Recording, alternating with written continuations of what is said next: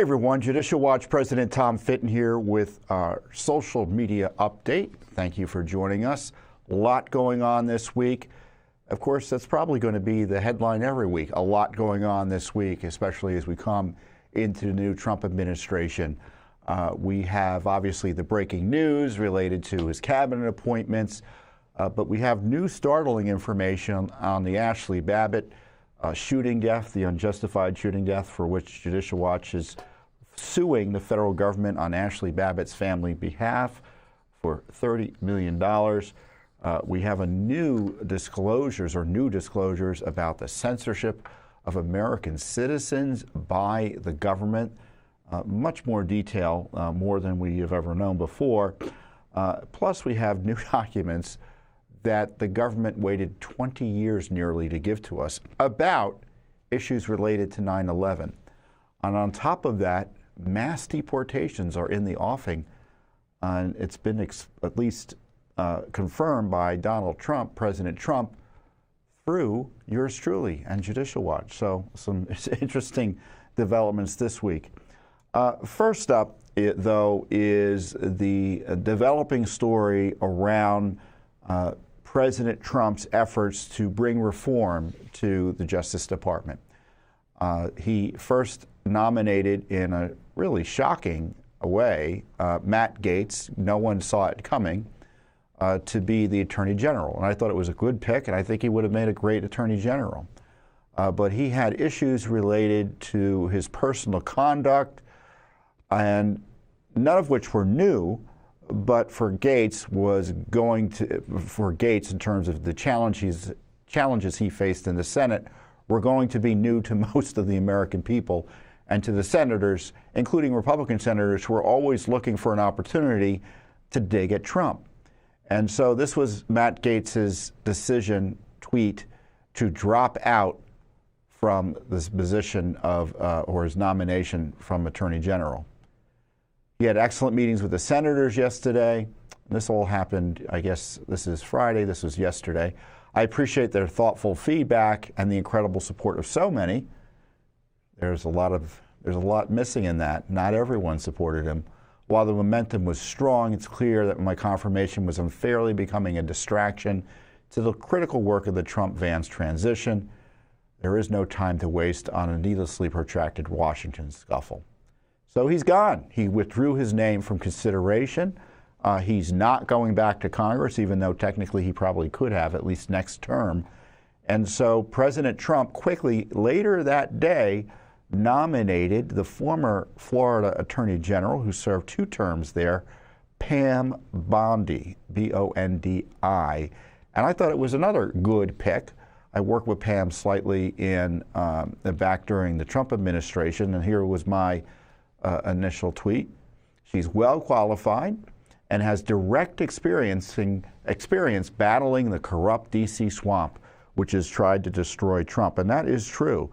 She was his representative, his lawyer, during one of the sham coup impeachments targeting him. She did a great job, and she knows just how bad the other side is. And I don't mean the other side being, politically. I mean those on the other side of the law, who were abusing the rule of law and positions of power, certainly in the Justice Department, to try to smear and target Trump. And I'm convinced, and I want to take a step back about how all of this worked. You know, this confirmation process is an abomination, at least the modern version of it in the Senate. And the idea that you have hearings and hearings and investigations are designed to cull and conservatives from the types of people who might be nominated, strong, powerful reformers. Because what happens is the left uses the confirmation process in the Senate to smear them, destroy their reputations, and even if they can't defeat them, tar them forever if they get into whatever position they get into, whether they be a judicial appointment, which is a lifetime position at the federal level in most cases, or cabinet appointments. And Gaetz shows really you don't really need confirmation hearings for the process of advice and consent to work. You know, the modern day confirmation hearing is just that. It's a modern day development in the Senate. The Senate used to handle confirmations in the ordinary course, and it would take days, weeks, rarely months, to provide advice and consent for the president. But now these hearings are, as I said, nothing more than search and destroy missions by the left. So to the degree this nomination process can be short-circuited or Republicans kind of reform them in the next few weeks, that would be good. And of course, the old bulls of the Senate, the conservatives, and I don't use that word in a, well, I shouldn't say pejorative way or positive way, just conservative. They don't want the institution changed. Include people like Mitch McConnell, the former majority leader who's still a senator. And as I tweeted out yesterday, I have no doubt Senator Mitch McConnell is responsible for the Gates confirmation failure in the Senate. So let me be clear. The reports are that there were senators in the Republican caucus that were not going to vote for Gates. They don't believe that they were concerned about any of his personal issues. No, they saw those personal issues gave them an opportunity to undermine President Trump, who they oppose and whose supporters they have contempt for. I mean, Mitch McConnell generally is a conservative guy, but he doesn't like Trump, and he doesn't like this sort of aggressive, proactive approach from Trump supporters in dealing with the crisis that's facing our country. And so the question that Trump has to deal with is this core group of senators centered around McConnell going to continue to obstruct his efforts to get cabinet officials appointed?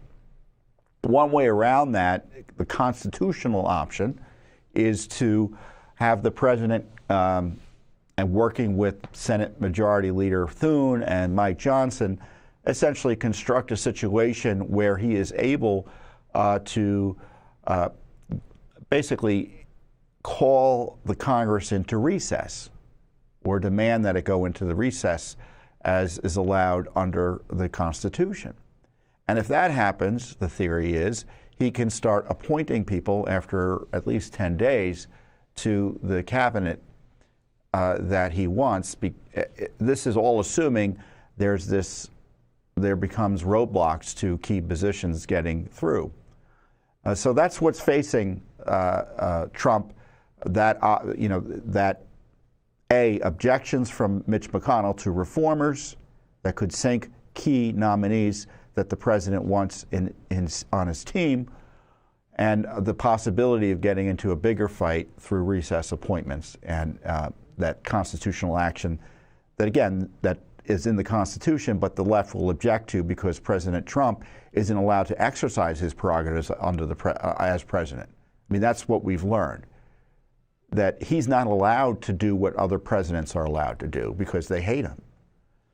And this is an opportunity for you to participate in the process as well. Because as far as I'm concerned, these confirmations really should be done by Inauguration Day. And I did a quick video explaining what you can do. There you have the U.S. Capitol, a lot going on. President Trump putting together what looks to be a powerful cabinet.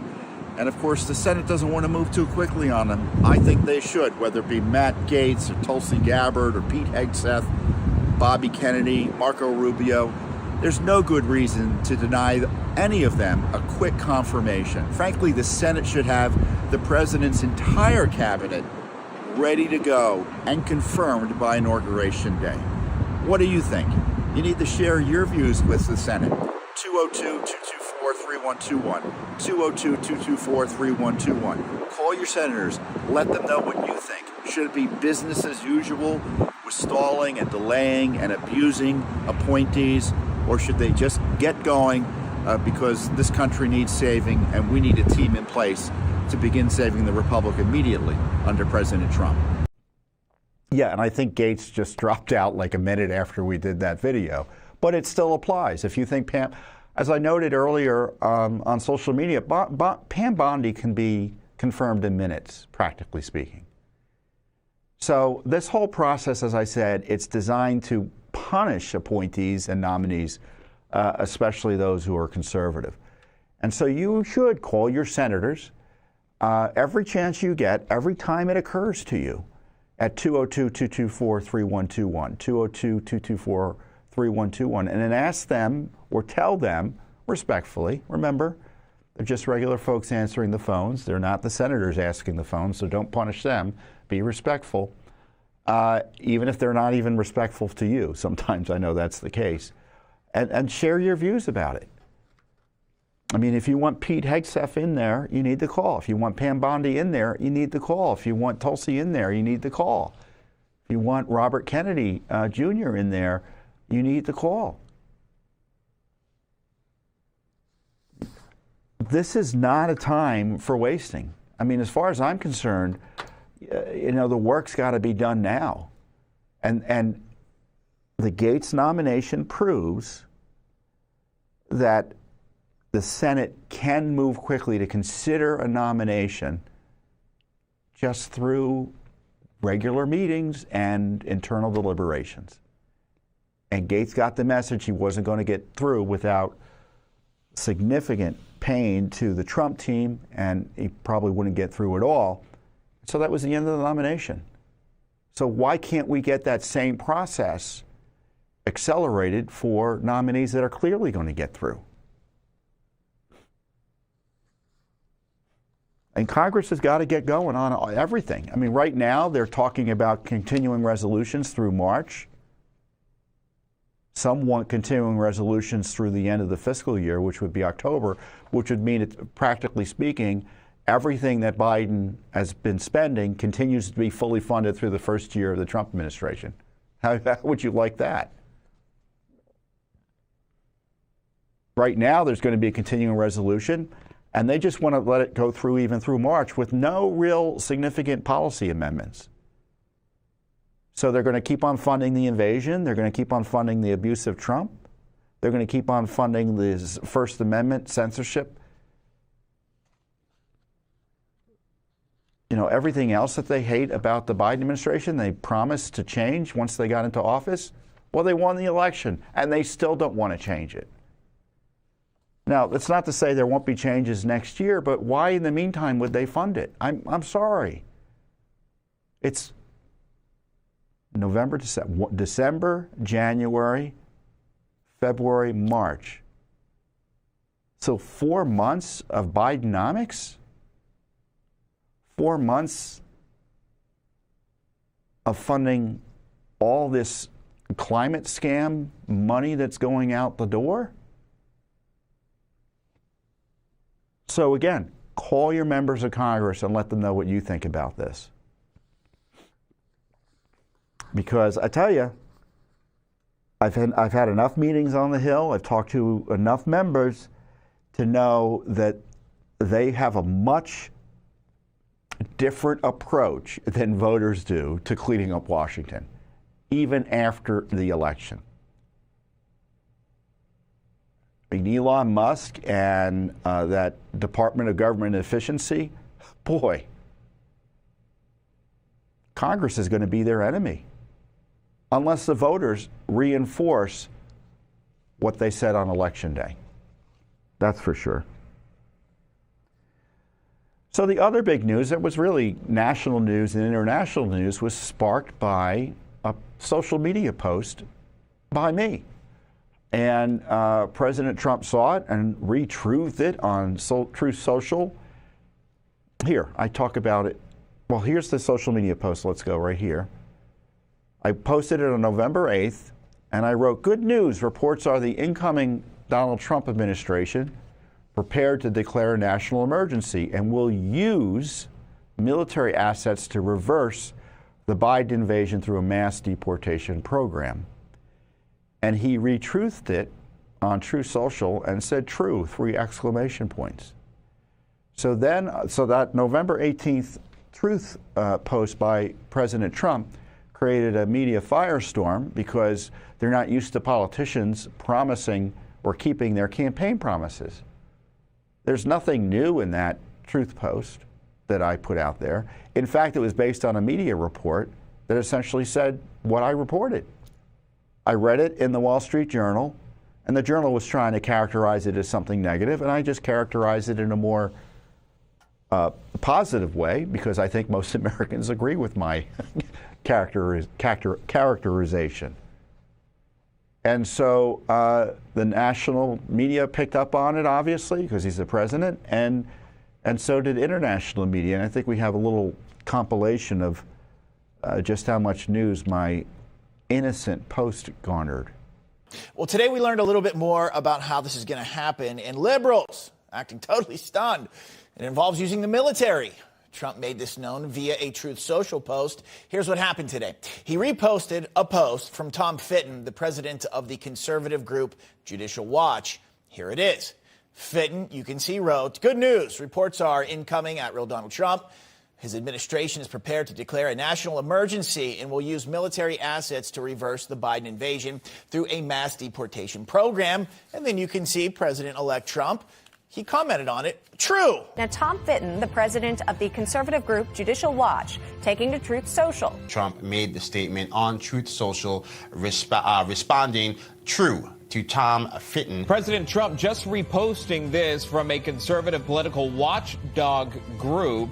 The head of Judicial Watch, Tom Fitton. Tom Fitton, the president of the conservative group Judicial Watch, taking this to Truth Social. As you see, Trump here was responding to someone from Judicial Watch, Tom Fitton. Back on November 8th, a member of the conservative group Judicial Watch wrote on social media that Trump is reportedly planning on declaring a national emergency and using military assets to carry out mass deportations. Now, Trump shared the post this morning and responded, quote, "True." President-elect Trump confirms on social media today that he plans to declare a national emergency over immigration and use military assets for mass deportations.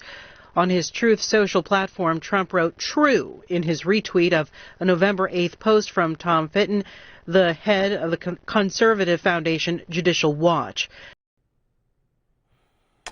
So big news. And it ought to be unsurprising that the military would be used in some fashion to reverse an invasion by foreign nationals enabled by President Biden and his appointees. And the plan is, according to press reports, and Tom Homan further explained it afterwards in response to President Trump's repost of my Truth Social post, is that the military has assets here in the United States that can be used in terms of providing administrative support, personnel, space, meaning places to put people who are in line to be deported. Completely, in my view, uncontroversial use of our national security apparatus to defend our national security. And you don't think it's a national emergency, left media? Well, the American people dare to differ with you, and that's why they put Trump in office. So I'm honored, and we're excited here at Judicial Watch to have played a role in telling Americans, even though it was an unplanned role, I didn't know he was going to post that Trump aims to maintain and keep his campaign promise and reverse the Biden invasion. If you're here illegally, you got to go home. No cuts. I don't know what is controversial about that. And, you know, the left at least is honest about what their plan is. They want to provide amnesty and citizenship, and accorded with citizenship, obviously, are voting rights to every illegal alien here in the United States. And there's a certain logic to it, because if they're here, they just can't remain here illegally. You have to do something. You either legalize them or send them home.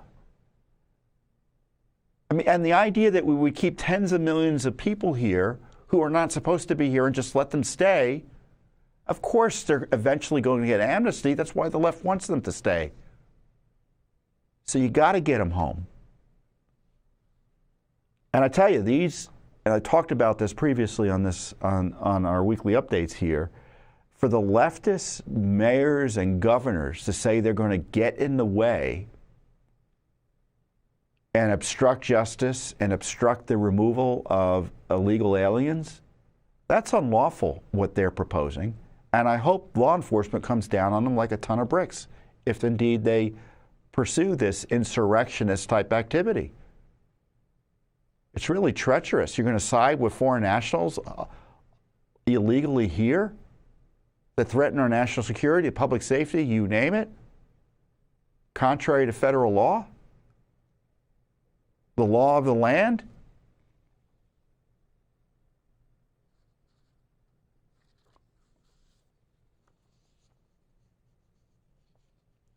And I hope it's all just bluster, because every citizen deserves to be safe. I mean, the Riley case was just adjudicated this week. That guy, the murderer of that young girl, was here essentially and fully funded by the Biden administration.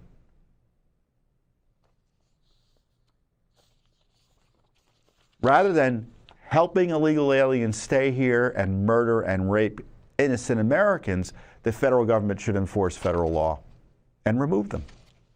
It's a simple campaign promise, and I hope Trump does it, and I'm glad that we were able to provide a vehicle for him to further confirm he's going to keep his campaign promise. Also, we had some good news this week. We had, well, I don't know if it's good news. I talked about it. Now, I'll tell you what, I'll let you see whether it was good news or not, and then I'll talk about it a little bit more.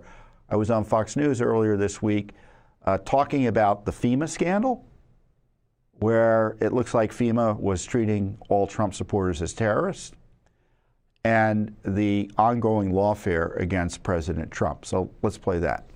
Let's take a deeper dive into the biggest legal question of the day with Judicial Watch President Tom Fitton. Listen, I'm frustrated, I think, for the people there. It is an outrage that people would be skipped just because they had a sign supporting one candidate or another. I just can't believe that's actually happening. They have to answer questions for this, Tom. This is an outrage. Let me share this from the Washington Times. It's an op-ed from Anna Paulina Luna. It says this: families that should have received critical resources are still waiting for help. For those affected, this is not about politics, but survival. The idea that aid was withheld because of political affiliation is a slap in the face to every American who believes in fairness and equality under the law. What say you? Well, you know, for years, the Biden administration, and even before then, have equated Trump support with terrorism. Yep. And the media has been pushing it, and you see it with the FBI, you see it with military training. And so it's no surprise that a major government agency like FEMA would incorporate that into its decisions on who to give aid to. And they had this narrative, oh, it's dangerous for Trump supporters to question FEMA, so therefore let's not have FEMA provide any aid and comfort to alleged Trump supporters in their time of dire need. I mean, these are emergency life or death situations. And it's clear based on the woman who was initially fired, the new whistleblower coming forward, and of course it makes sense that there was this agency-wide directive or understanding that Trump supporters are violent, so therefore let's not even offer them aid. I'm still stunned, because at the end of the day, you have a responsibility to all Americans. They're taxpayers, too, whether you like who they voted for or not. I don't think this is the end of this story, Tom. No, Speaking of, I don't think this is the end of this story as well. Alvin Bragg wants to make President Trump wait for years before he decides whether or not to go through with the end of this particular case or sentencing. Let me share one of your great colleagues, Jonathan Turley's thoughts on it, and get your reaction on the other side. You cannot have a local district attorney treat a sitting president like a freak on a leash, where he just is able to say that I will finish this work once you're out of office. It elevates the district attorney to a grotesque level. A grotesque level, and my concern is and has been for quite some time, and you and I have talked about this off camera, turnabout becomes fair play. And I don't want to see some DA in Texas, for example, saying about the border, well, I think we're going to run in another former president. This is, I think, a bridge too far, and yet this is where we are. Do you think this goes forward? I hope not. I hope at least the federal courts intervene here. Yeah. Bragg is ignoring the immunity issue. The big issue is whether this case should exist at all, given the Supreme Court immunity ruling. And the idea that Bragg and Judge Merchan would hold, over a sitting president's head the possibility of going to jail would obviously impair the presidency and is designed to intimidate him and harass him while he's president. So the fact that Alvin Bragg is still playing this game shows, and he's a politically connected guy, shows the Democrats are still committed to lawfare to harass President Trump. Right now, for instance, Jack Smith is busily typing away, misusing taxpayer resources to put out a smear report on Trump. Everything should stop. Everything in terms of the lawfare targeting Trump, because now it's impairing our national security. Right. And an incoming president. And miraculously, a hacker suddenly ends up with a House report. Wonder how that all happened. There'll be more questions about that as well. Tom, great to see you, my friend. Thank you. Good to be with you. Appreciate your time. Yeah, and now Judge Merchan just issued a ruling. When did he issue it? Was it today? Is today the 22nd? Yeah. That he's going to delay the sentencing until really, who knows when.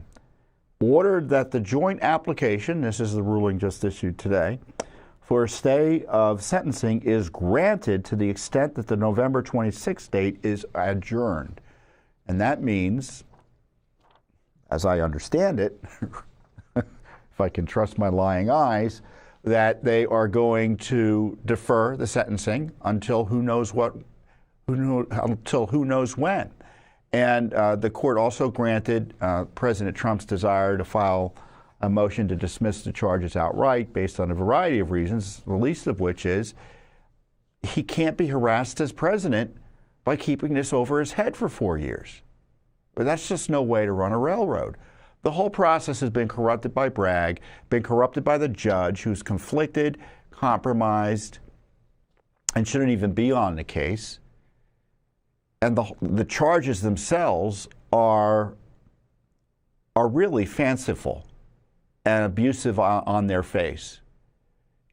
On top of that, you've had significant evidence of collusion with the Biden administration in targeting Trump.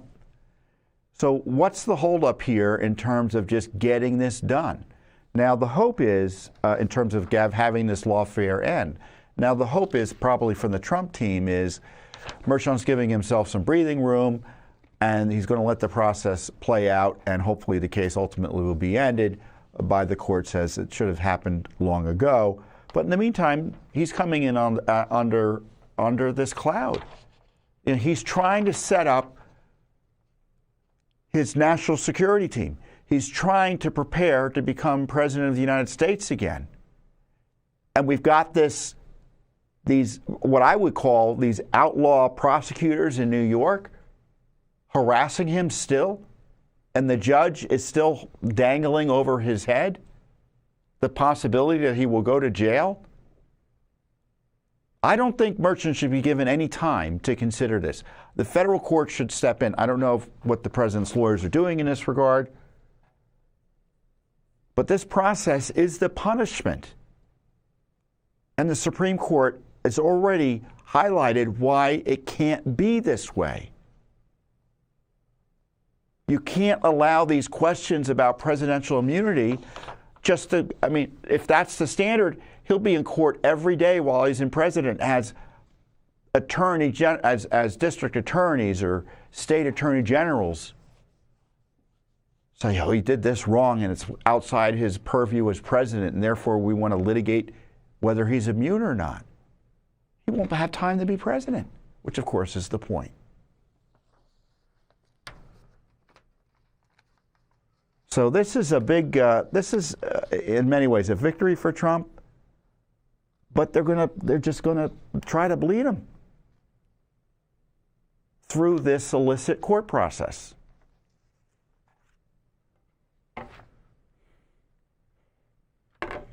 I'm making sure my phone's off.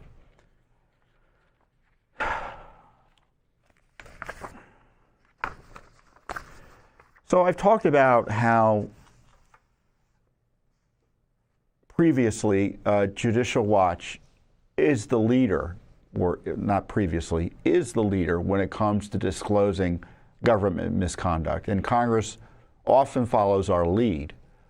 And to the degree they are able to uncover certain information, it's usually because they follow our lead, if not specifically on the issue, but our approach, meaning they've gotten much more aggressive in recent years, certainly the Republicans have, because the Judicial Watch shows there are many documents to be had, but you've got to be insistent about getting them. And that's what we do effectively through our Freedom of Information Act and our other investigations. On one of these important issues, the Ashli Babbitt killing, Judicial Watch has been the leader. There's been no one who's been able to uncover more about the Ashli Babbitt shooting than Judicial Watch. And sure enough, we have a lawsuit we filed at the beginning of this year for Ashli Babbitt's estate, her family, a $30 billion wrongful death action against the federal government. And this comes after several years of exposing more details of the shooting death of Ashli Babbitt that was it was so wild in terms of what happened that day. I see that video and it just makes me so upset to see that Lieutenant Byrd popped out, ambushed, and shot her. Let's play that video of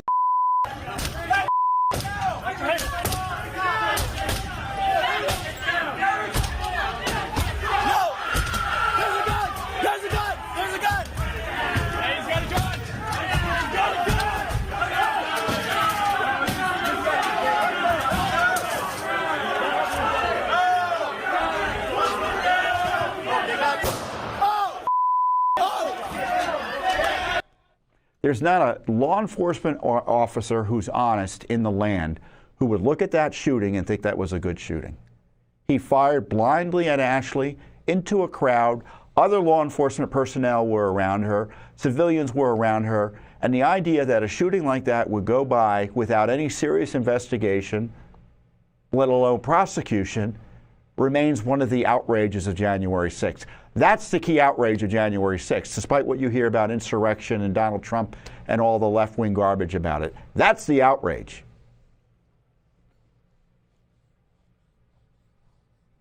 And finally, years after Judicial Watch got key information, and almost a year after we'd sued over this, Congress started this week releasing some more information about the shooter, Lieutenant Byrd, who, by the way, has been promoted to captain. And our friends at Just the News broke the story of a letter by Congressman Loudermilk. The headline from the Just the News piece is "Cop who fatally shot January 6 protester has lengthy disciplinary record that includes gun incidents." And the story is based on a letter written by Barry Loudermilk, who was investigating January 6 for the Republicans in Congress. And he uncovered some pretty astonishing stuff, some of which Judicial Watch has already uncovered, but they provide additional details about related to Byrd's disciplinary record and prior conduct. And when you hear about this letter, and I'm going to read it in some detail, you're going to wonder, why is he even allowed in the Capitol, given how dangerous a person he seems to be? The letter's dated November 20th.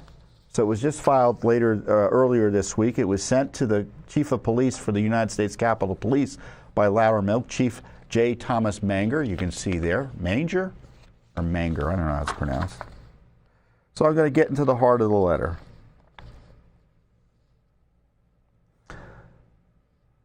So Congressman Loudermilk is the chairman of the Subcommittee on Oversight for the Committee on House Administration. Now that may sound like a boring committee, but the House Administration Committee is kind of like the council, the town council for Congress. It helps with the operations and managing the operations of the U.S. Capitol and the House. And so they were looking at some of these January 6th issues. And I'm not saying they looked at it enough. I'm not saying they acted quickly enough, but at least they got some additional information. So for that, we're grateful, even if it is just following up on some of the material the Judicial Watch already uncovered. The subcommittee has learned that Captain Byrd was referred to the United States Capitol Police Office of Professional Responsibility in 2004 for Prince George's County, Maryland, for an incident in Prince George's County, Maryland, in which then Sergeant Byrd discharged his service weapon at a fleeing vehicle. Now that was first uncovered and disclosed by Judicial Watch in our lawsuit earlier this year. So 10 months later, Congress is confirming it with some additional details. On April 5th, 2004, this is, I guess, 20 years ago now, right? Byrd and his wife were woken at their home by a loud banging noise coming from outside their residence. According to Byrd, he observed two vans parked outside his neighbor's house. Byrd then retrieved his U.S. Capitol Police credentials and service weapon and went outside to investigate further. So far, sane. According to Byrd, the first van accelerated toward him in an apparent attempt to hit him. Byrd claimed he shouted, "Stop," and fired 2 rounds at the oncoming vehicle, which is important in terms of having a basis to shoot. It's a self-defense move, right? According to the OPR investigation, Byrd's neighbor, who was also present, said he was in the line of fire when Byrd discharged his service weapon. Boy, does that remind you of something he subsequently did on January 6th? All sorts of people being innocent and being in the line of fire, let alone Ashli being innocent and being in the line of fire. Byrd claimed that after firing at the oncoming vehicle, he jumped out of the way, but that the second vehicle then drove toward Byrd in another attempt to hit him. According to Byrd, he then fired a single round into the driver's side windshield and then jumped out of the way. So one witness says it was a negligent discharge. I mean, that's the way I read it. Now, Byrd says he was firing at these cars coming at him in self-defense. But listen to this. After this encounter, Prince George's County Police found both vans and conducted a search of the vehicles. There was no bullet holes in either van's windshield. Police did find, however, a bullet hole near the gas cap of the second van. Police determined the bullet entered the van from a rear angle, indicating the van was shot at from behind. One of the investigating officers observed that, based on where the bullet was found, where's the threat? Because it was in the driver's side rear quarter panel. So according to this police review and the Office of Professional Responsibility review, it looks like, based on the forensic evidence, Byrd was wrong. I mean, maybe he misremembered it. I'm being fair. Maybe I shouldn't be fair. But the evidence doesn't show he shot at the vehicles when they were coming towards him. OPR noted that based on the location of the shell casings and the angle that Sergeant Byrd alleged he discharged a service weapon, Byrd's testimony that he fired at the vans as they attempted to hit him is inaccurate, right? That's the most charitable way to put it. OPR concluded that the evidence suggests Byrd discharged a service weapon at the vans after they passed him by. Despite this, the United States Capitol Police noted that the investigation found insufficient evidence to determine Byrd violated their truthfulness policy. So there's the first possible pass that the Capitol Police gave Byrd. At the conclusion of the investigation, OPR determined that Byrd violated the use of force policy at the Capitol Police and the use of weapon policy by discharging his weapon in a careless and imprudent manner. Specifically, they concluded that Byrd improperly discharged a service weapon while his neighbor was in the line of fire and after both stolen vehicles had passed by him. Well, I'm not a lawyer. I'm not litigating the case, although we're representing Ashli Babbitt, Judicial Watch lawyers. You can imagine how important and interesting this might be in terms of what happened to Ashli Babbitt. I mean, you don't have to be a lawyer to figure that out. I mean, this guy, according to the OPR, their own internal watchdog at the Capitol Police found that he negligently discharged his weapon in a way that put someone at risk and gave inaccurate testimony about what happened. OPR also noted that the Maryland state prosecutor assigned to the incident determined Byrd used, quote, bad judgment, unquote. Again, important, in his actions responding to the carjacking.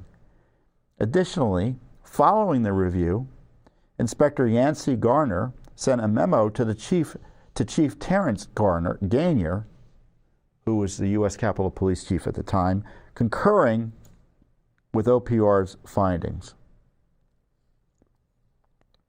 Despite both OPR and the Inspector Garner concluding Byrd violated policy, an appeal to the Disciplinary Review Board subsequently overruled the findings and ruled that Byrd did not violate policy. As a result, this incident is reflected as not sustained in Byrd's OPR record.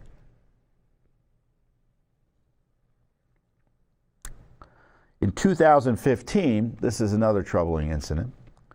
Then Lieutenant Byrd, so he's gotten promoted from sergeant to lieutenant since 2004 through 2015, was referred to OPR for an incident involving a verbal altercation in a high school football game in Montgomery County, Maryland. In Montgomery County, if you think of D.C. as a little bit of a diamond, right? Montgomery County is up in the northwest quadrant, a big county north of the district. Biggest county, and I think it's the biggest county population-wise outside Baltimore, maybe bigger than Baltimore, I don't know. But it's a big county. Montgomery County Police Department assigned at least 2 officers to provide security at that game to prevent spectators from walking onto the field and ensure visitors remained in the stands. Shortly after the start of the game, Byrd approached one of the officers and asked if there was another officer stationed on the other side of the field, stopping spectators from walking on to the field. What business of it is his, how the police are being deployed? Wait till you see what he did, or is alleged to have done, right? After the officer informed Byrd of his responsibility to keep spectators off the track, Byrd reportedly became argumentative with the officer and began yelling profanities at the officer, calling him a piece of sugar. He didn't say sugar, though. A-hole and racist. Byrd then accused the officer of targeting, quote, the black side of the field, unquote, and then jumped the fence, came onto the track, and confronted the officer. I mean, he's lucky that officer kept his head about him. Around this time, another Montgomery County police officer heard Byrd yelling at his partner, approached Byrd, and attempted to de-escalate the situation.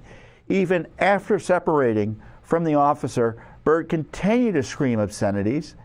After he calmed down, Byrd spoke to the police officer's partner, identified himself as a lieutenant with the Capitol Police, and gave the officer his business card.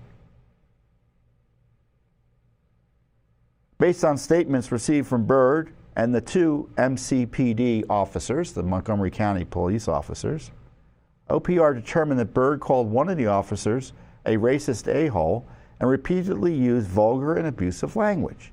OPR found Byrd's charge of conduct unbecoming to be sustained, and as a result, he was suspended for 7 days without pay.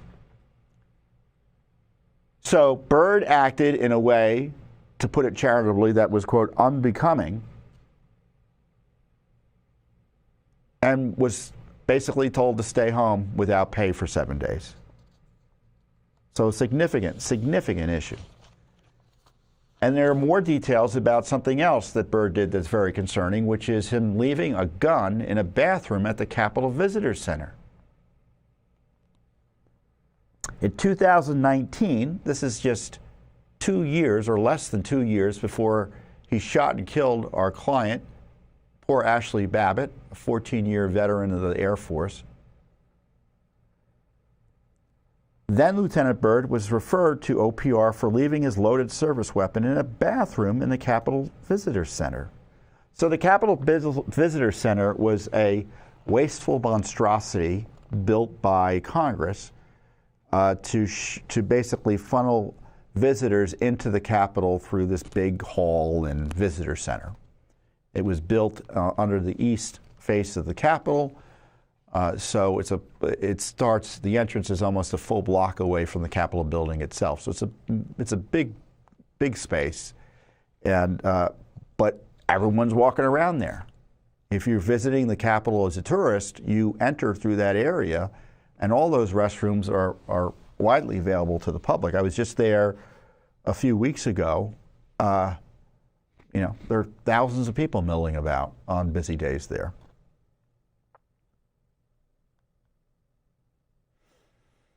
At the time, then Lieutenant Byrd was the commander of the House Chambers section of the U.S. Capitol Police, responsible for ensuring the House Chamber was adequately patrolled. His weapon was left unattended in a public restroom for approximately 55 minutes before it was discovered by another officer. After OPR's finding that sustained the charge for, quote, violating, quote, compliance with directives and issued weapons and ammunition, Byrd was suspended for another 33 days without pay. So Byrd, as of 2019, had been suspended twice from the U.S. Capitol Police Department, once for 7 days without pay, for essentially assaulting a police officer who was doing his duty, verbally assaulting them. Although I would read some of what he did to be potentially physical assault. He probably got a pass because the cops knew he was a cop in the end. If he were a regular parent, I bet you he would have been arrested. And then he was, again, suspended 33 days. So now that's 40 days in total this guy had been kept off the force, suspended without pay.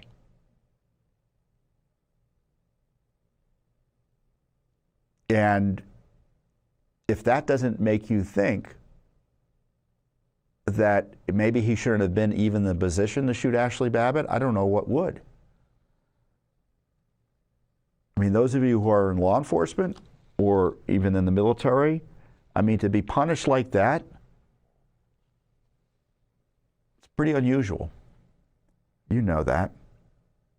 But it gets worse because there were more issues, but the records are missing. According to Barry Loudermilk, Capitol Police records indicate 3 additional OPR referrals against Byrd. However, the records related to those investigations are reportedly missing. And Byrd calls it disappointing. I would call it something else.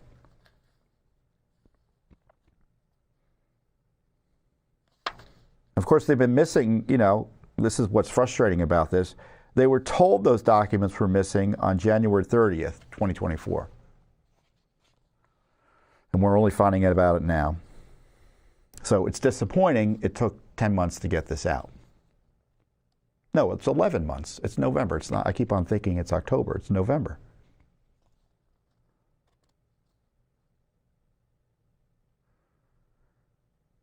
And then what happened after the shooting? You're going to be infuriated.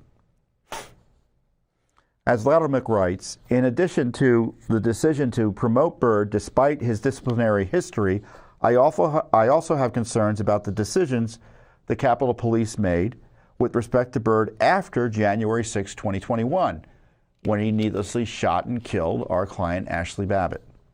For example, following January 6, the Capitol Police provided Byrd with an unrestricted $36,000 bonus as part of a retention agreement in August of 2021. It was almost like a reward, wasn't it? But listen, it's unclear if Byrd even signed the retention agreement. And the U.S. Capitol Police offered all other officers, including those who suffered physical injuries on January 6th, significantly smaller retention bonuses. The U.S. Capitol Police bulletin obtained by the subcommittee indicates that around the same time Byrd received his retention bonus, other officers were offered only $3,000. So this guy shoots an unarmed woman blindly who is in a crowd, and he gets a retention bonus of $36,000. Other officers are significantly injured that day, and they get only $3,000. Who does he know over in the police department or in Congress to allow this to go on? I bet you Nancy Pelosi had something to do with this. And it's so egregious that only the speaker or someone around her got this done. That's how I feel about it. I'm just speculating, but in June 2022, almost a year after Byrd received his retention bonus, U.S. Capitol Police offered officers an additional $8,000 retention bonus, $8,000 retention bonus. And it's not clear if he already got those bonuses. So if he got those bonuses.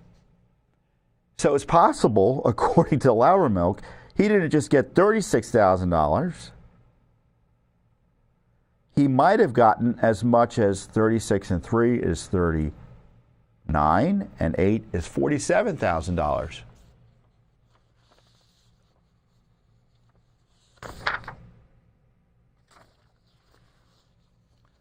The Capitol Police also plan to use the Memorial Fund to pay for Byrd's expenses, including any lost overtime resulting from his missing work following January 6th.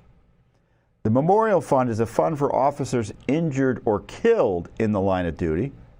According to internal police documents, the U.S. Capitol Police plan to submit Byrd's Memorial Fund proposal ahead of any other Memorial Fund payment, including ahead of 90 injured officers.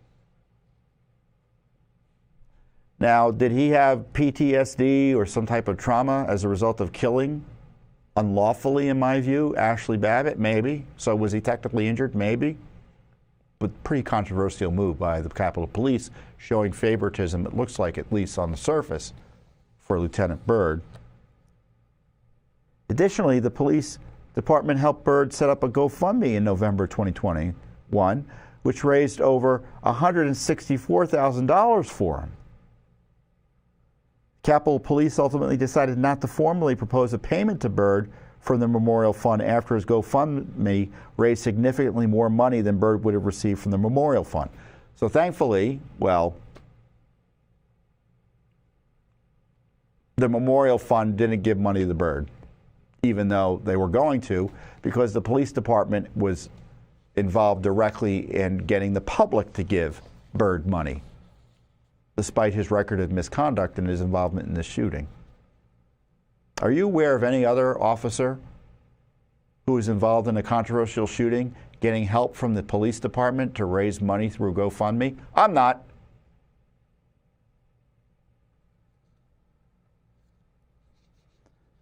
The Capitol Police also spent $21,000 on security upgrades on Byrd's personal home. In addition, starting in July 2021, the Capitol Police provided Byrd with a total of 6 months of housing at local hotels and the Distinguished Visitors Quarters at Joint Base Andrews. And of course, that was first uncovered by Judicial Watch, that he basically got housing at the Pentagon's base out in Maryland, Joint Base Andrews. It's a major base here in D.C. area. It's where the president flies in and out of. Other VIPs, it's where the president's and the VIP Air Force wing for other high-level government officials is maintained, so it's well known in the area. And Byrd was set up down there, and we uncovered this. Pull up the press release when we uncovered this. In October, Judicial Watch News uncovered details of Ashli Babbitt shooter special housing at Joint Base Andrews. So we found out about this. Scroll down a little bit to the first paragraph. So we sued in October, and I guess we had received information, as I recall, that Byrd was housed there in the immediate period after he killed Babbitt. And so we subsequently sued and got more details on it. So it's good to see that Congress 2 years later starts releasing details about it. We had uncovered it 2 years ago.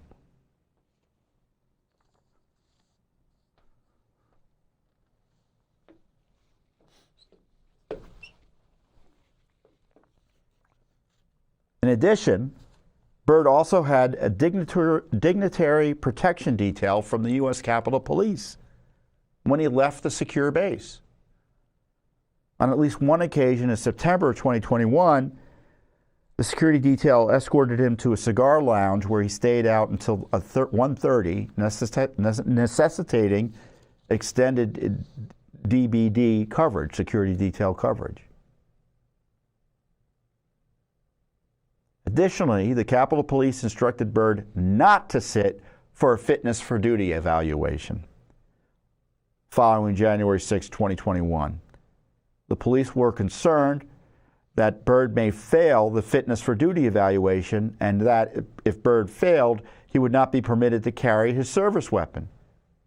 However, even though the Capitol Police were concerned Byrd may fail his fitness for duty evaluation, they thought it would be more important for Byrd to have his weapon for personal protection. So the public was put at risk by the U.S. Capitol Police doing another favor for Byrd. They thought he was not going to be fit to serve, and they allowed him to keep a government weapon nevertheless, and prevented him from having to go through what it looks like every other police officer in the U.S. Capitol Police has to go through in terms of fitness to serve evaluations. In September 2021, Byrd attempted to personally purchase a shotgun, but failed to pass the background check required by federal law. Byrd subsequently sought the U.S. Capitol Police's help in resolving the issue with his background check. After learning that Byrd failed his background check, the U.S. Capitol Police took steps to provide him with a U.S. Capitol Police-issued shotgun. So much for gun control laws. I mean, the Capitol Police were trying to evade gun control laws. It intended to lend him a shotgun even if his background check did not come through. But ultimately, Byrd failed his shotgun proficiency and was not provided the shotgun. So even they couldn't get around that. I mean, he couldn't handle the weapon properly, so they didn't give it to him, thank God.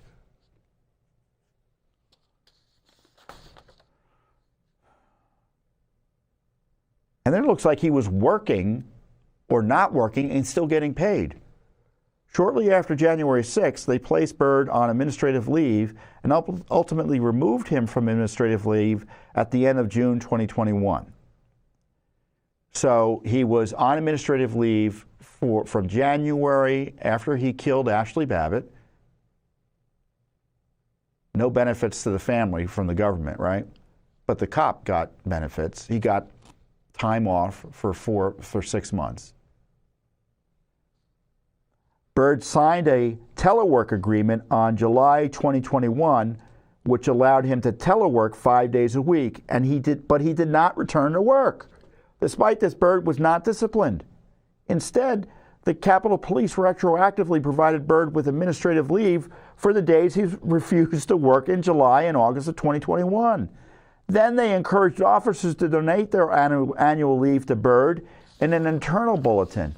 Byrd did not return to work until December 2021, months after he signed the telework agreement and nearly a year after January 6th.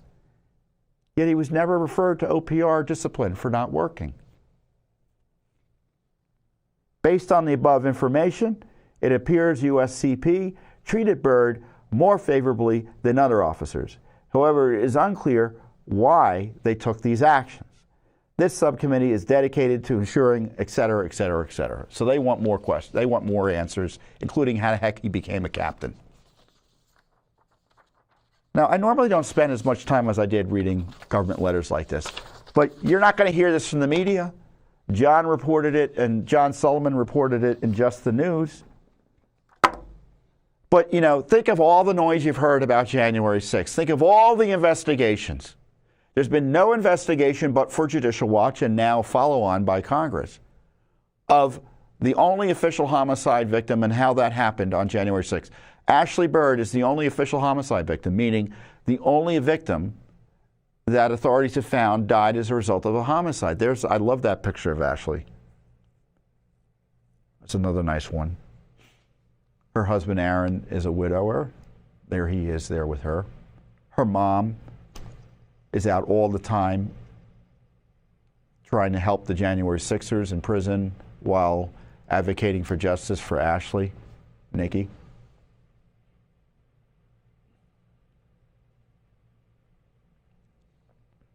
So this is pretty horrible stuff, and it's important you understand what the U.S. Capitol Police have done. And this is not something they've done on their own. I guarantee you, there's Democratic Party political machinations that's protected Byrd from the get-go here, even before January 6, 2021, when Ashli was killed.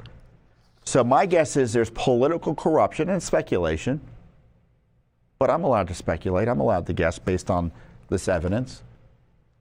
And the evidence to me is that he had an angel in the Democratic Party somewhere in the House. And they allowed him to skate repeatedly on these disciplinary issues.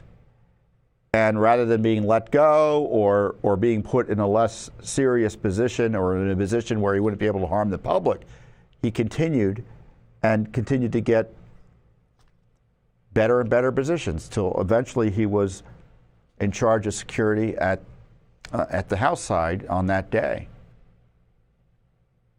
And he killed Ashli. And if he had been handled properly, according to their own disciplinary standards, he probably wouldn't have been there. How did that happen? And this goes to the heart of much of our lawsuit, and we're going to be fighting about this. A trial has been set for 2026, but the issues related to, the negligence here, the government's still fighting us tooth and nail on it. That may not even be part of the trial.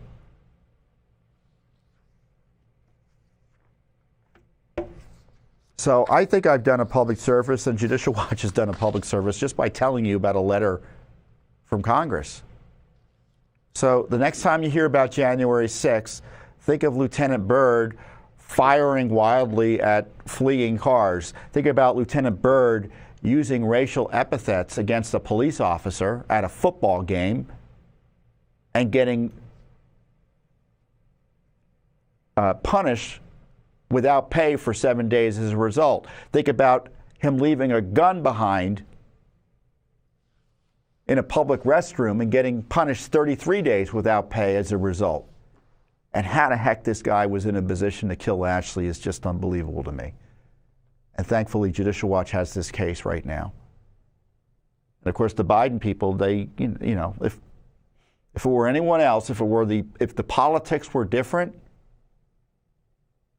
because we've seen it in big cities, that the victims of police shootings, and there's controversy around the police shootings, the cities never even fight the cases. Here, this case is being fought tooth and nail by the Biden people, the Biden Justice Department. So the question is, will there be a different approach by the Trump administration? I hope so. Because Ashli Babbitt deserves justice. Her family deserves justice. And the truth needs to be indicated. And I think there's a public safety issue related to Lieutenant Byrd's activities on the Capitol Hill Police.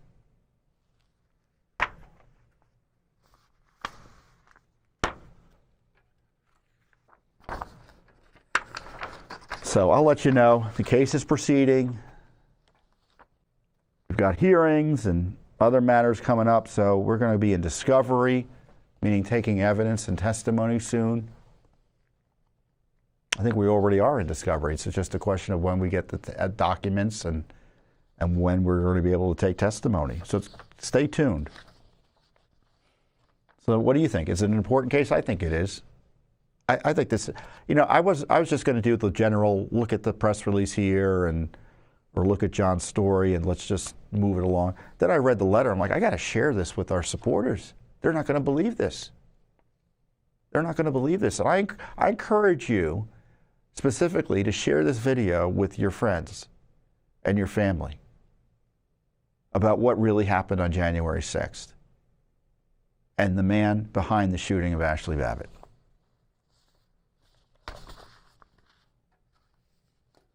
So Judicial Watch had a major development, or we engaged in a major piece of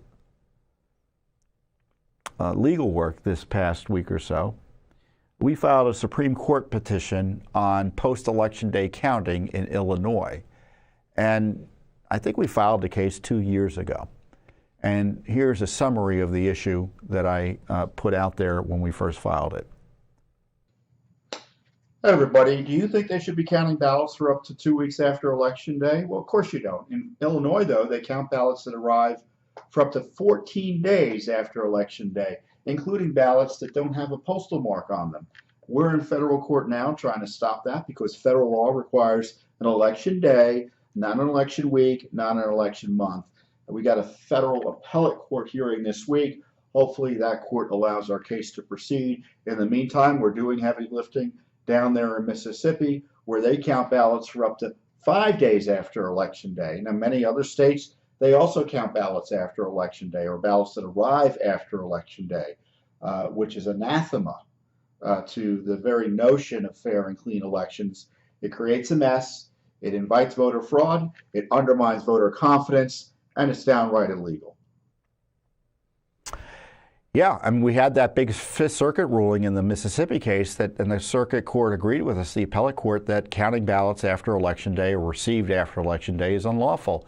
And just counting, in my view, counting ballots generally after Election Day is unlawful, although no court specifically has agreed with me on that yet. But certainly counting ballots that arrive after Election Day is something that is contrary to plain federal law. And we see the chaos caused by, generally speaking, the counting of ballots after Election Day. In California, I checked the numbers just before I came on here. They have yet to count 315,000 ballots in California. Can you believe it? 315,000 ballots. Arizona, they went and counted ballots forever and a day after Election Day. I think it took well over a week for clarity to be brought to the Senate race. And of course, many people think the Senate race was compromised as a result of that past Election Day, post-Election Day counting. Illinois, as I note, 14 days after Election Day. And what happened in Illinois was the courts there were afraid to let the case proceed, really scandalously denied our clients the right to even bring the case by founding they didn't have any standing. On what earth would a judge think, frankly, and I have to be careful here because these are the judges and I don't want to get them mad at me and mad at Judicial Watch, right, and our clients. But the idea that a congressman running for public office and electors who were involved in the presidential contest wouldn't have the right to challenge illicit counting of ballots, it makes no sense. And of course, it's not the law. And that's why we filed the petition with the Supreme Court. And I'm going to read you the first few paragraphs of said petition. It was filed earlier this week. Here it is.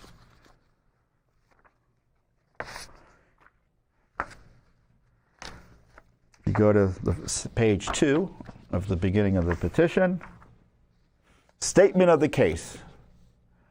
For over 130 years, this court has heard claims brought by federal candidates challenging state time, place, or manner regulations affecting their federal elections. Until recently, it was axiomatic that the candidates had standing to challenge these regulations. Indeed, it's hard to imagine anyone who has a more particularized injury than a candidate has, we quote. That is because a candidate who pours money and sweat into a campaign, who spends time away from her job and family to traverse the campaign trail, and who puts her name on a ballot has an undeniably different and more particularized interest in the lawfulness of the election than some random voter. In the aftermath of the 2020 elections, however, for a variety of reasons, this is my editorial comment, Trump, courts have limited candidates' ability to challenge the electoral rules governing their campaigns. This case presents the latest and an extreme example of this trend. Petitioners are a sitting multi-term congressman, Congressman Bost, B-O-S-T, and 2 federal electors. They challenged an Illinois law that allows absentee ballots to be received and counted after the day specified in federal statutes for holding federal elections. They contend that Illinois receipt deadline, the election law is preempted by the federal election day law standards. They asserted Article 3 standing, which is standing before the federal courts, on a number of grounds, including that they incur costs to run their campaigns for an additional 2 weeks to monitor ballot receipt and counting. Straightforward standing analysis. They got to spend more money. They also claimed a particular interest as candidates in an accurate tally of validly received votes. A divided panel of the Seventh Circuit Court of Appeals, which governs Illinois, or has Illinois in its jurisdiction, affirmed the district court's dismissal of the case for lack of standing. The majority held that the petitioners had not pleaded an injury in fact because, in the court's opinion, they did not need to conduct post-election monitoring of late-arriving ballots in 2022, and thus any expenses incurred for monitoring were self-inflicted. I mean, that's just like Alice in Wonderland logic. Alice in Wonderland logic by the court to keep this case out. The court also declined to find standing because the 2024 election was then 2 months away. So it was too soon? So afterwards it's too late, and beforehand it's too soon. That's what happened in 2020 with the anti-Trump rulings by judges who were afraid to deal with the election controversies. Until this ruling, the only non-vacated circuit authorities to confront the question of candidate standing had held that candidates do have standing to contest violations of federal election law affecting their campaigns. Straightforward analysis. Petitioners respectfully submit that it is important, and this is key, for the court to correct the serious errors infecting the Seventh Circuit's ruling, especially those tending to foster an arbitrary approach to jurisdictional issues involving federal candidates. Again, this anti-Trump animus infecting other cases. They didn't like Trump messing around, challenging elections. That's my perception. And so our clients here challenge an obviously illegal law, post-election day counting of ballots received after election day, and they come up with this idea that candidates can't challenge that? If candidates can't, who can? It is also important that lower courts, potential litigants, and the public know that federal courts are open to hear timely, well-pleaded challenges to state time, place, and manner regulations. Federal court rulings on the merits, regardless of outcome, promote public confidence that federal elections are being conducted fairly, with integrity, and in accordance with the law. The petition presents an opportunity for the court to provide lower courts and litigants much-needed guidance on candidate standing outside of the high-stakes emergency post-election litigation where these issues commonly arise. That's why we asked them to grant cert, basically take up the case.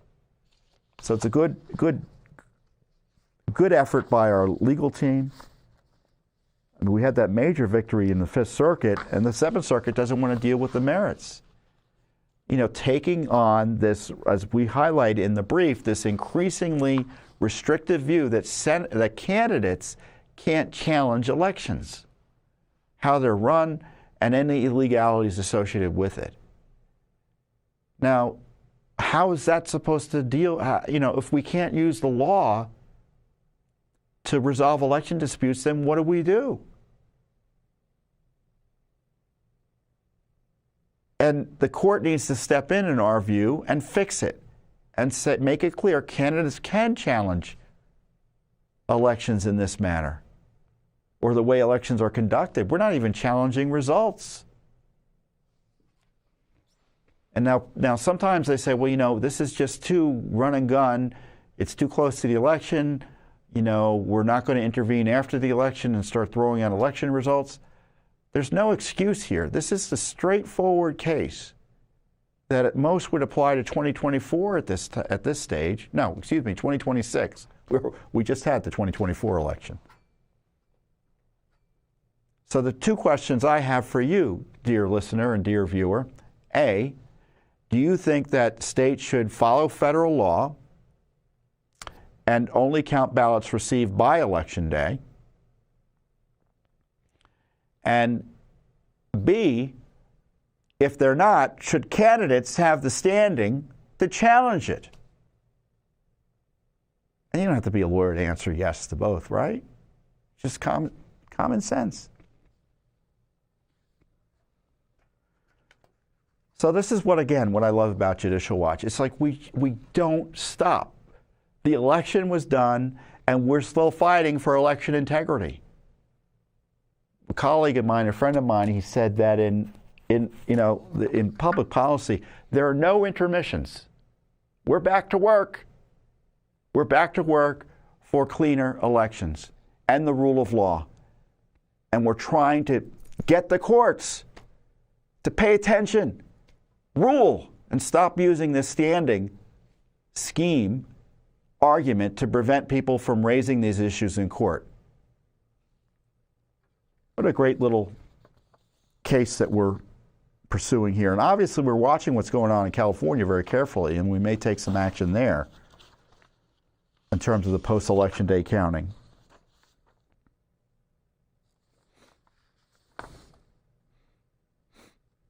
As I say in the release, it is a scandal that the courts would deny a federal candidate the ability to challenge an election provision that could lead to illegal votes being cast and counted.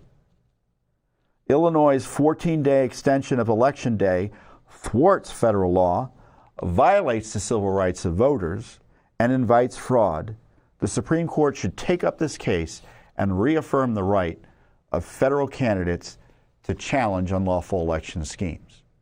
So to bring you up to speed, in case you're not familiar with Judicial Watch's work, we have numerous historic federal cases to clean up election rolls that in the last 2 years or so alone resulted in 4 million names being cleaned up.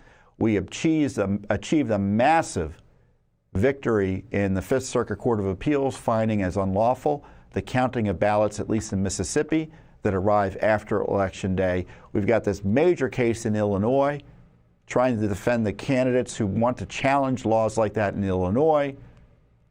And we have multiple lawsuits still to clean up millions of other dirty names from the voting rolls. In addition to all of our other work, defending voter ID, challenging the left's attack on clean elections generally in courts across the land. There is no private entity out there doing more to secure fair and clean elections over the last 2 decades than Judicial Watch. So you should support our work, right? And I'm going to take this little commercial break to tell you how you can support our work by getting my latest Judicial Watch book, Rights and Freedoms in Peril. Hey everyone, be sure to get my new Judicial Watch book, Rights and Freedoms in Peril, in bookstores now. It's your guidebook to the next Trump administration. It explains where we've been in terms of the threats to our freedoms and our rights, and what President Trump and his team must do and the challenges they face. Elon Musk, Matt Gaetz, of course, the president himself, as our republic has been assaulted for so long by the leftist regime Democrats. Now, Rights and Freedoms in Peril is available in bookstores now. Important reading, essential reading, if you're concerned about the future of America. Yeah, it's a great book. I encourage you to buy it. I know I'm going to say it's a great book because it's on the author of the book, but it is a great book, and it's essential reading for patriots who are concerned about the current crisis. It's a long ball game. There's a current threat to our republic we've never seen before by the left. So we explain it all in a really easy to understand, devastatingly factual way in the new book. And as I note, one of the big issues I talk about in the book, and one of the big issues for Judicial Watch, because of this increased dramatic threat that we've never seen before in American history to our First Amendment freedoms, is the censorship mania by the government and all these left-wing and transnational interest groups and government activities, both at the federal level, the state level, and as I say, transnational. There's this movement by the left and friendly governments to suppress free speech rights across the world. But here in the United States, we've got the First Amendment that's supposed to protect us, and it hasn't done that good of a job, at least in terms of being enforced. to stop this censorship. And this is why Judicial Watch has been investigating and suing to get the censorship exposed, hopefully stopped. We sue to stop it where we can. And we just received new documents that are really quite extraordinary and further detailing the extensive government censorship and monitoring of conservative social media during the 2020 election. This is a deep state operation at the Department of Homeland Security. They set up these monitoring operations within the government, supposedly about Russia, Russia, Russia. In fact, it was about America, America, America, and censoring Americans who had concerns about the way elections were being conducted. And they're pretending they were trying to get just disinformation and misinformation, which is another word for information we don't like or we think is inconvenient. And even if it's wrong, they had no business trying to get it taken down and censored. That's not what the government's role is in a constitutional republic with a First Amendment that defends our right to petition our government and have freedom of speech. I mean, these documents are going to get you mad. We got them from the Department of Homeland Security. The records were uncovered thanks to, again, heavy lifting Judicial Watch, FOIA lawsuit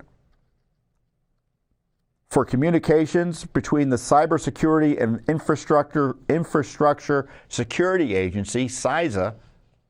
Boy, there's an agency for putting on the chopping block by Doge and Elon Musk and company. Look at what they did to our freedoms. So CISA, which is the division of the Department of Homeland Security, and this basically government cutout, the Election Integrity Partnership that was supposedly private,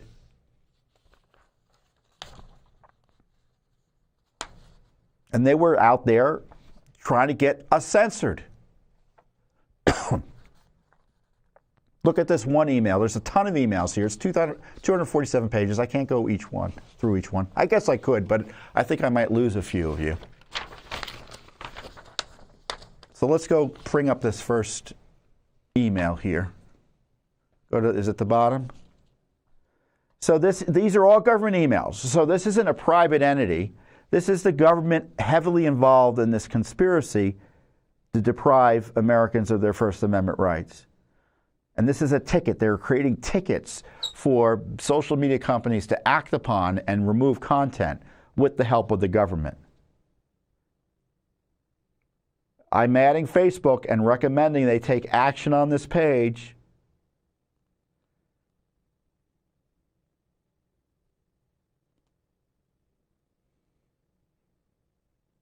Our understanding, this is a verified page, such as the Hood River County page, or could claim or request deletion of this page, so they wanted the government to try to take it down at the local level.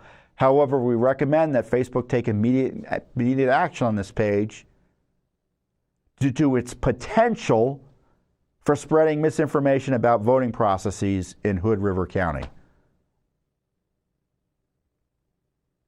So it's not false. It says it's potential for spreading misinformation. Now let's go up a little bit. So you read these emails from top to bottom. Go up further. Was that the first one we're going to do? Yes. Where's the January 29, 2020 video one?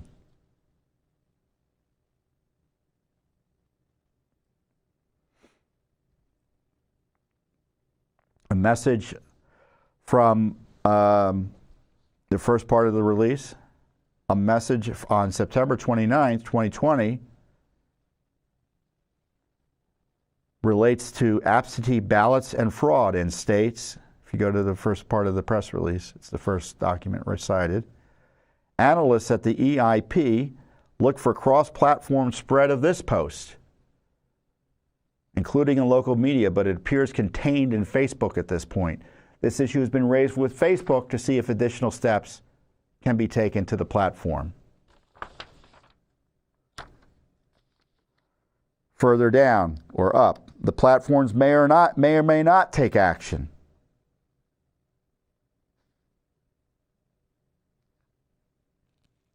And they sometimes take action without notifying us. So they're basically tracking sending this information using government resources and partners to Facebook to get material censored. And they're nervous that they mistracked it.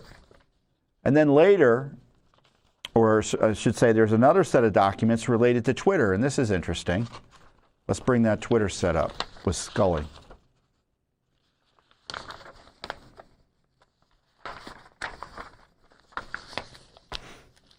So this is back before Twitter was bought by Elon Musk. Government official, Twitter asked if we could have reports coming through misinfo reports only to be reported to them via CISA. So Twitter was asking that censorship requests only be reported to them through the government, CISA. CISA is the Center for Information, whatever that, now I'm forgetting what it's called. The Censorship Information Specialist Association. I'm just making that up, but CISA was the big government entity that was getting us all censored. I know the EIP, the partnership that they were working with in collusion, is sharing some of the reports with them as well, and they are trying to cut back on duplicates. Any issues with this approach? From a process standpoint, it would look like election official, misinformation report, CISA, EIP others, CISA sends to Twitter, rest of the process the same. So here you have a senior government official in the Department of Homeland Security managing censorship communications with Twitter. I don't know about you, but that's pretty astonishing. It's not surprising given what we've heard already from prior reports on what was going on, but it's still astonishing to see in black and white, as Judicial Watch has uncovered here. There are many more emails like this in the material that we released. Again, it was not voluntarily disclosed. It was disclosed to us as a result of a federal FOIA lawsuit. What else is in there? And I'm hoping when President Trump comes in and his appointees, he demands transparency on this censorship. I'm going to ask him to do that. Well, obviously, there'll be a vehicle to get this done.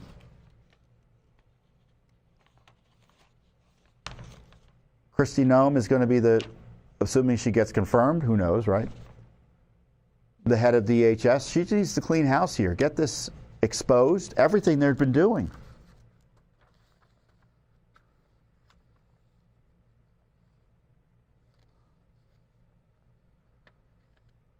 I mean, all of these folks are Trump people who are being censored, it looks like. These new, previously secret documents show that the deep state worked full-time to censor and monitor Americans in collusion with left-wing interest groups and big tech. The Trump administration should launch a criminal probe into this assault on the First Amendment civil rights of Americans. Do you hear that?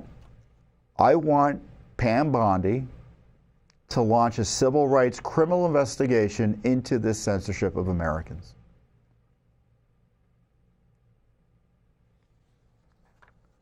Big tech, big government equals big censorship.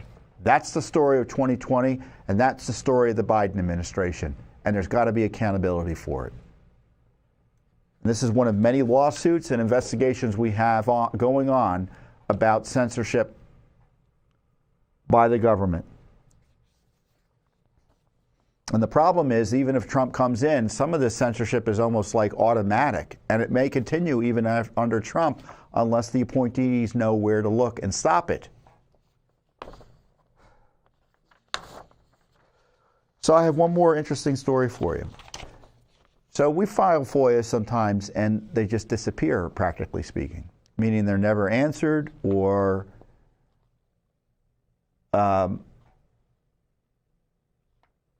we sue, we never get the documents, and it's kind of just left out there. This is a case of documents that came to us after 19 years from when we filed the FOIA requests for them.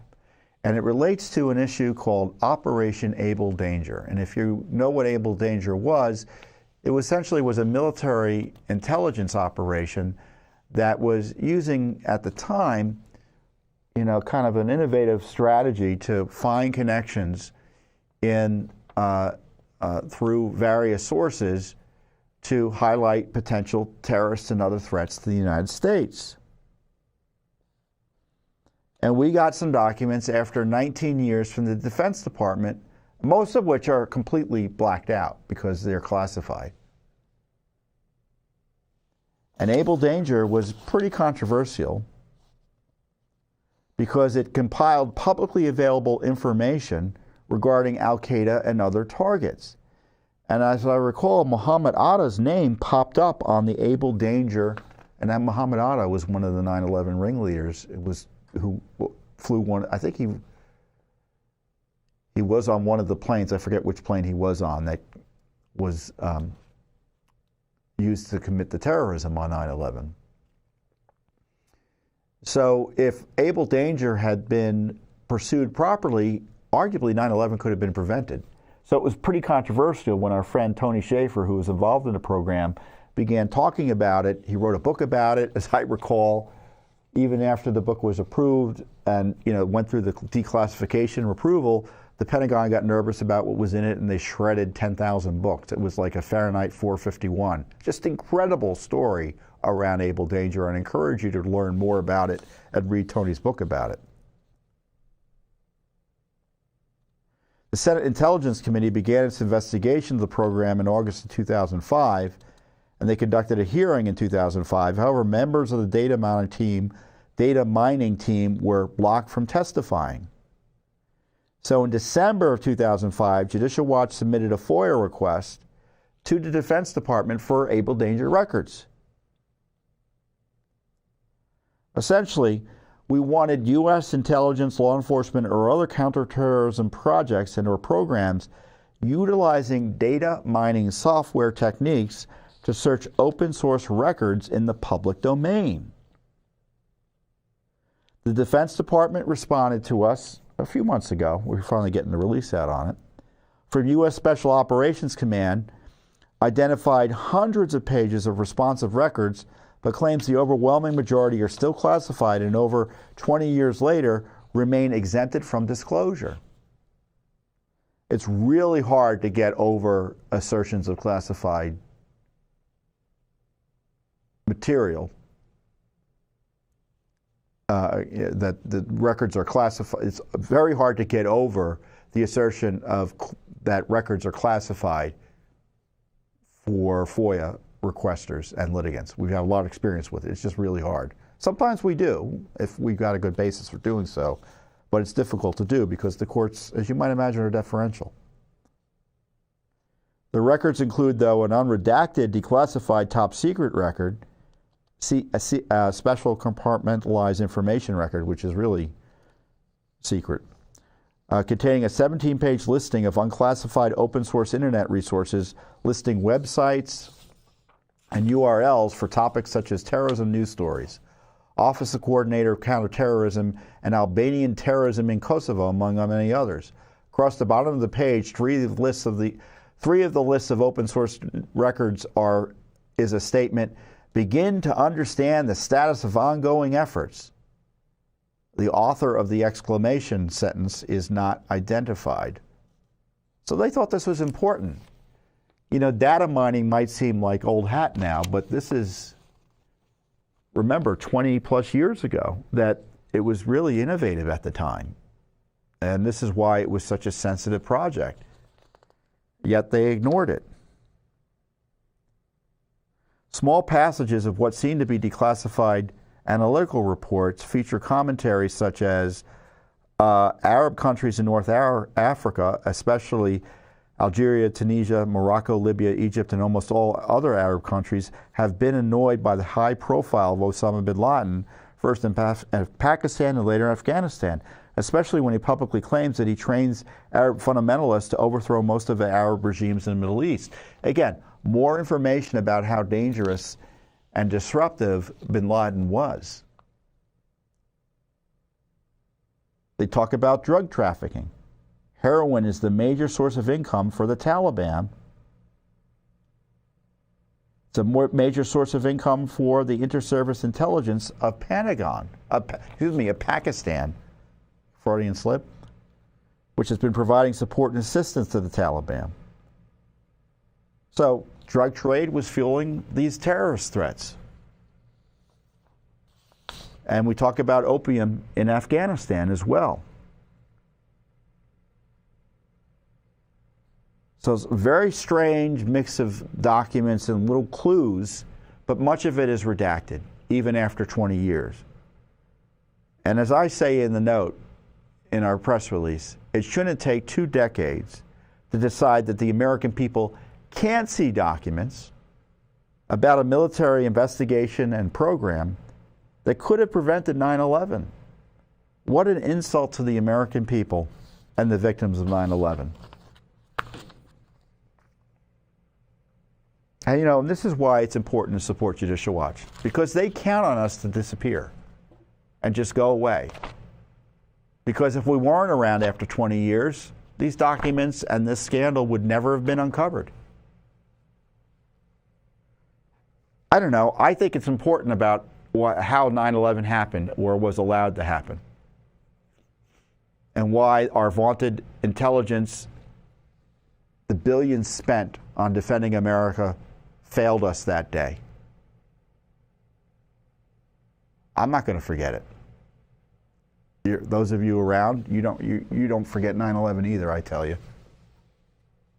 So I'm proud of the work that we were able to do here, even if we had to wait 19 years to get some basic information, even if it is a big fat no. Sometimes being told no tells you something. You can't have something.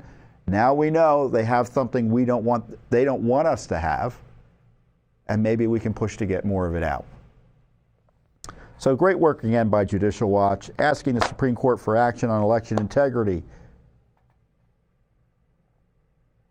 exposing the censorship, pursuing justice for Ashli Babbitt, getting front and center in the debate about mass deportations and the defense of America from the illegal alien invasion that Biden enabled. All sorts of great work by Judicial Watch, and it's only done because of the support of Americans just like you. If we wouldn't do it, who would? I encourage you to support Judicial Watch at judicialwatch.org. And I tell you, we have Thanksgiving next week. If I don't see you between now and then, online or elsewhere, I wish you a safe and happy Thanksgiving with your friends and your families. And I know I'll be thanking God for all of you who support Judicial Watch, because we wouldn't be able to do any of this and help Ashli Babbitt's family, help our clients, help our whistleblowers, help the American people without your support. And of course, I'll be thanking God for the U.S. Constitution and our wonderful nation and the rule of law that allows us to do this work, because there's nowhere else in the world that we'd be able to do it other than America. So have a wonderful Thanksgiving. God bless you, God bless your family, and I'll see you here next time on the Judicial Watch Weekly Update. Thanks for watching. Don't forget to hit that subscribe button and like our video down below.